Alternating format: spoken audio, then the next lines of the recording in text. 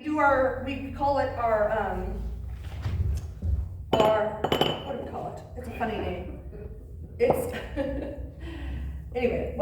our remnant meeting. And there's Lutheran pastors and Episcopal pastors and maybe a Presbyterian or two. And we met, and there was 8 of us. And I asked them, I said, well, what are you guys doing on Mother's Day? And the entire group said nothing. We don't do anything for Mother's Day. It's too sad of a holiday. And I just was like devastated. And I know Mother's Day is hard, I get it. I had a complicated relationship with my own mother, to say the least. Mother's Day is a tricky thing, it's complex, but I don't know how to break it to you, but people are complex. And relationships change and this and that, and I was just kind of devastated. And there was only one other woman, and she had struggled giving birth and stuff, and they all said they don't do anything for Mother's Day. I've tried to strike a balance between honoring the pain that comes with Mother's Day and Father's Day, and the need to recognize those in our lives that gave, right? In the many ways that they gave. So I call it Women of the Bible Trivia, and I like doing this. It's kind of fun for me. I enjoy putting the questions together. I took a little bit more liberties than last year because you've all been pre-examined. I hope you enjoy it. It's meant to be positive and uplifting and enlightening. It's meant to draw in questions. Now here comes the main rules. Women get the first option to answer, and there's A, B, and C. You'll see it listed. So it'll be A, B, C, and women will list the answer. You raise your hand. Now, the first woman to raise her hand that we can see, and if she gets it right, the women get 1 point. What? If she gets it wrong, the men get a chance to steal. Now, it doesn't seem like a fair steal because it's a 50-50, right? So then at the end of the game, and I think I have 10 questions with 1 tiebreaker. I think that's what I did. At the end of the game, I'll let you know who is smarter, the women or the men. And then the people that got the top choice, like whoever gets the most, you get to pick a prize. And for prizes today, we have lilacs from the parsonage. This is not a prize, but lilacs from the parsonage, or tulips if you're allergic to those. And then we have this really beautiful kit and this set. These are made by Mercy House Global. They give women in refugee situations, some in Texas and some around the world, fair trade jobs. So they're really cool gifts. They give the women work. So whoever gets the most answered questions, you get the first choice of a gift and so forth. I think I have 6 gifts. 1, 2, and 4 flowers. Yeah, there's six items. So we'll worry about that last. Any questions? No? I have one. 1 question? No using your phone. Oh yeah, Braden is on cell phone duty. He feels very important about this. Nobody's allowed to use their cell phone. So he's gonna be on cell phone police. No pulling out the cell phone. Especially the Alexas. He's listening for Yeah, those too. he then told me that what if somebody has an Alexa with them? I trust you guys. I think it'll be okay. Alice should come down. Yeah, Alice, you need to come down. The women need your help. Oh. And you've been at almost all the services. I try to pull from some of the women we've read, and there is some tricky ways I did the questions. Okay. And it is kind of sad today. We don't have Paul Graves, and he was a ringer for the guys. And we don't have Ray. He answered quite a few questions. But we got Howard. You got Howard. So Howard, you really got to listen. Dave. Okay, you guys ready? Question number 1. Who was the woman in the Bible to get her family evicted after serving a bad dinner? Was it A, Isha, B, Elizabeth, or C, Mary? Women, you have the chance. Oh, I can also see who is studying first. Oh, Becky, go ahead. C. Nope. Oh. Men, you can steal. Rowan? B. Nope. No? Oh, Shar wants it. Okay, Shar gets A, Isha. Shar 1 point. Shar, 1 point? Okay. Okay, women on this side. Okay. I'll put Shar on here. Okay. The woman is called Isha, woman, with an explanation that this is because she has taken from Ish, meaning man. The two words are not in fact connected. Later, after the story of the garden is complete, she will be given the name Hawa, which is Eve. This means living in Hebrew, from a root that can also mean snake. A long-standing exegetical tradition holds that the use of a rib from a man's side emphasizes that both the man and the woman have equal dignity. For woman was created from the same material as man, shaped and given life by the same process. Did you know Isha was the name woman in Hebrew? That was her name before Eve? Well, now you know. Good job, women. Number 2. Let's go to that one. Who was the first woman in the Bible to yell at her husband for spending too much money on his boat? Was it A, a Samaritan woman, B, Naamah, or C, Gabriel? She was first. B. Naamah, you're right. Noah's wife. Yes. Okay, let me write. Jean got that one. All right. Naamah. In Genesis, Rabbi Midrash lists Naamah, the daughter of Lamech, the sister of Tubal-Cain, as the wife of Noah, as does the 11th century Jewish commentator Rashi in his commentary in Genesis 4:22. In the medieval Midrash book of Jasar, the name of Noah's wife is said to be Naamah, daughter of Enoch.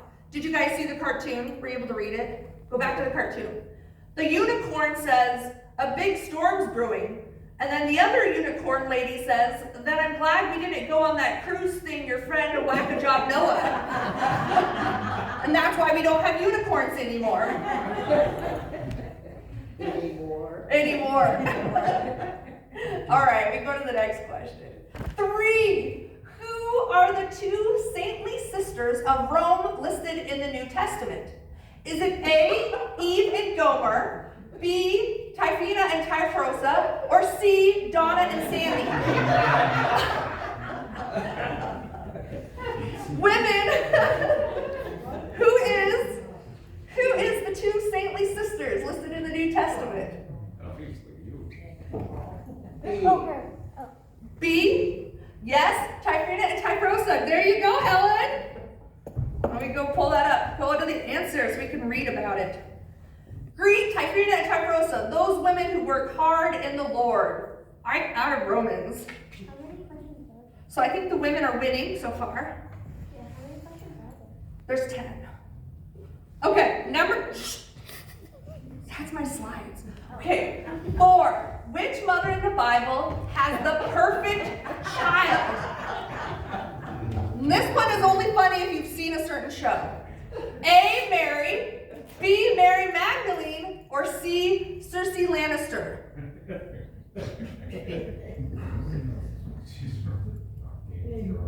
A? You're right, Jean, it's A. That was the easiest one. That was the easiest one? Okay. While there is a child perfected in love and his name is Jesus, we are reminded that there is no perfect mother. And to be a great mother does not mean to be a perfect mother. Offer grace to yourselves and others. So be nice to the tired out mom in the grocery store. Number 5. Which woman in the Bible had a son who spent a lot of time in timeout? Elizabeth. Oh, I gotta go to my slides. Here we go. We can't even answer. Wait. Hold on. Wait, Mary. Oh, yeah, Elizabeth. Here it is. That one. Patsy. Okay. If they get the next one right, is it possible for them Okay, flip the slide. I think she's right. Yep. Last Sunday, during the reimagined monologue of Elizabeth, it was suggested that the reason John the Baptist, son of Elizabeth, wanted to take people into the desert was because he found the quote-unquote time-outs he received as a child helpful to refocus on God and not be distracted by the entertainment and news of the consumerist world.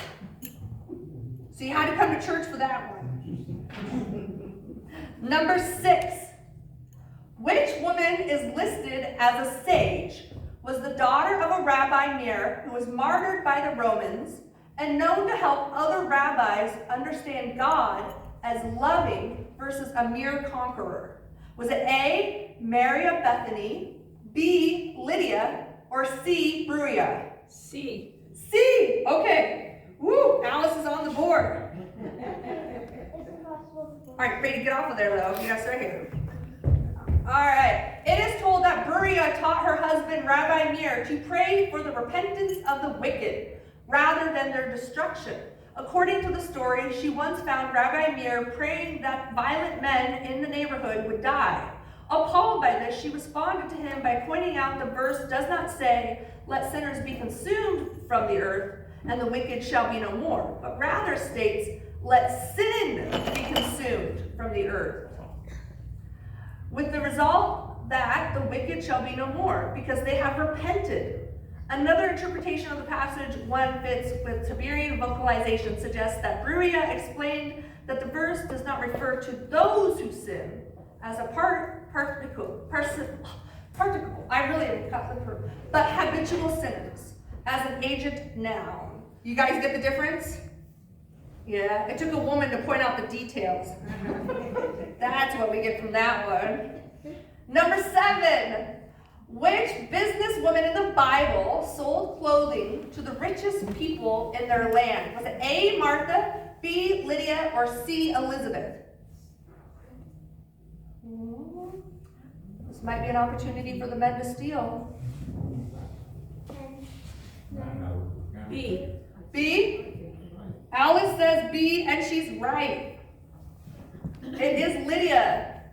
And from there to Philippi, which is leading city of the district of Macedonia, a Roman colony. We remained in the city some days. And on the Sabbath day, we went outside the gate to the riverside, where we supposed that there was a place of prayer. And we sat down and spoke to the women who had come together. One who was heard was a woman named Lydia from the city of Thyatira, a seller of purple goods, who was a worshiper of God. The Lord opened her heart to pay attention to what was said by Paul. And after she was baptized and her household as well, she urged us, saying, "If you have judged me to be faithful to the Lord, come to my house and stay." And she prevailed upon us. All right, next question. 8. Who was one of the first Sunday school teachers in the New Testament? Was it A, Eva, B, Priscilla, or C, Lydia? B, Priscilla. How did you know that one, Jean? That was my card. Jesus, something about his brow. I don't know, maybe.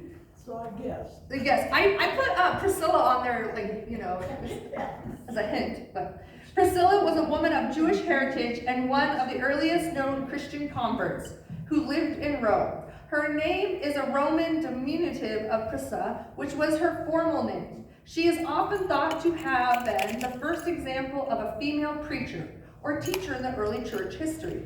Coupled with her husband, she was a celebrated missionary and a friend and co-worker of Paul. While the view is not widely held among scholars, some scholars have suggested that Priscilla was the author of the book of Hebrews. Although acclaimed for its artistry, originality, and literary excellence, it is one of the few Gospels in the New Testament with author anonymity, along with the Gospels of Acts. Hoppin and others suggest that Priscilla was the author, but that her name was omitted either to suppress its female authorship or to protect the letter itself from suppression. All right, number 9. Okay, who is the sweetest mother-in-law in the Bible? Is it A, Ruth, B, Shar, or C, Naomi? Jean got it. You didn't pick Shar, Jean? That's not nice. Just joking. But Ruth replied, "Don't urge me to leave you or to turn back from you. Where you go, I will go, and where you stay, I will stay. Your people will be my people, and your God, my God. Where you die, I will die, and there I will be buried. May the Lord deal with me, be it ever so severely, if even death separates you and me. When Naomi realized that Ruth was determined to go with her, she stopped urging her. I know. All right, number 10. Okay. Who is the greatest known female judge, prophet, and warrior in the Old Testament? Is it A, Mitzvah, B, Deborah, or C, Pastor Catherine? She was Oh, let's ask. Pastor Catherine. Jean. B, Deborah. Wait a minute, they missed the question, so it's a man? Yeah, it's a man's turn. Okay. Yeah. Okay, men, what answer is it? B. B. B. Okay. All right, we'll give the men a point. They need a point on the board, you guys. It was a tough question anyway. Roman got a point. Yeah. According to the book of Judges, Deborah was a prophetess of Judaism, the fourth judge of the pre-monarchic Israel, and the only female judge mentioned in the Hebrew Bible. Many scholars contend that the phrase "a woman of Lapidah," as translated from biblical Hebrew in Judges 4:4, denotes her marital status as the wife of Lapidah. Alternatively, Lapid translates as torch or lightning. Therefore, the phrase "woman of Lapidah" could be referring to Deborah as a fiery woman. Deborah told Barak, an Israelite general from Kadesh and Naphtali, that God commanded him to lead an attack against the forces of Jabin king, a Canaan, and his military commander, Sisera. The entire narrative is recounted in chapter 4. Now, I know we don't need a tiebreaker, but let's just do the final question. Number 11. Which sister put her brother in the Nile and watched him float away? Was it A, Miriam, B, Gomer, or C, Mrs. Claus? She was first. A. Jean was first. A? All right. I think you're right. It is Miriam. Do you remember? She's like the best big sister in the world. Yeah, I was kind of being. All right, good job, you guys. Okay. So I think the score is women 10. Now hold on, wait. Now, men, I know that was painful, but good news, on Father's Day, you get first choice. See? And it'll be a lot harder.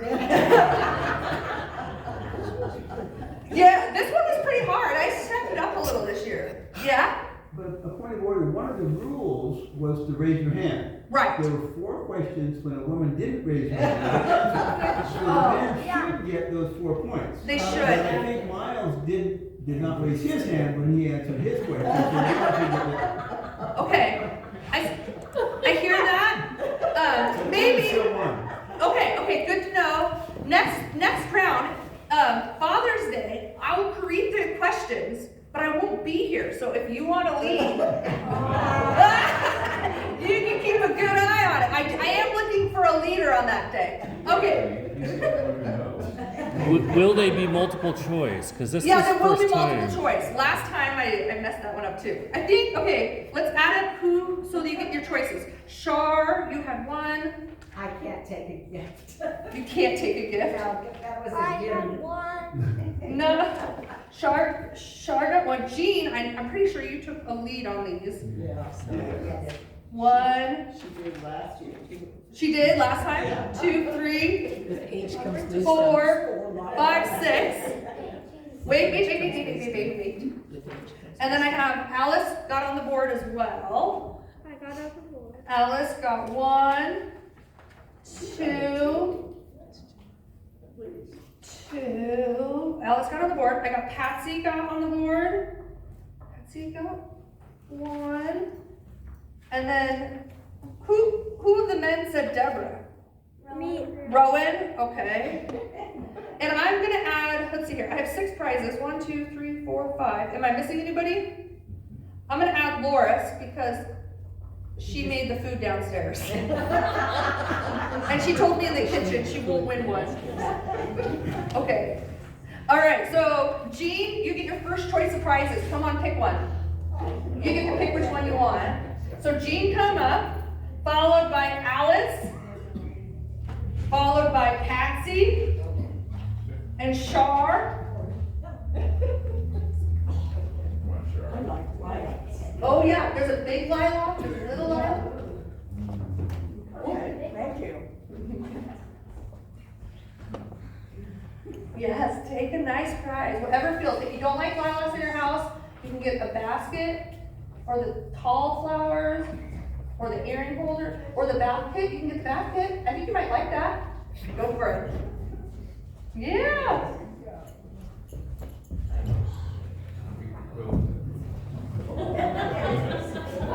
Yeah, take it. Yeah, take it. Yeah, go for it. You're welcome. And Rowan, which one do you want? An earring holder or flowers? Flowers? Okay. I still have an earring holder up here. Donna, why don't you come up and grab this one? Me? Yeah. I thought that was Morris's. Oh no, it's Loris's. Sorry. No, I just almost gave away Loris's prize. Don't spill that. You want me to take it down to her? Take it down to her. Yep. Thank you everybody for participating. That was really fun. Stay tuned for Father's Day. I'll create the questions, but I am looking for a mic person.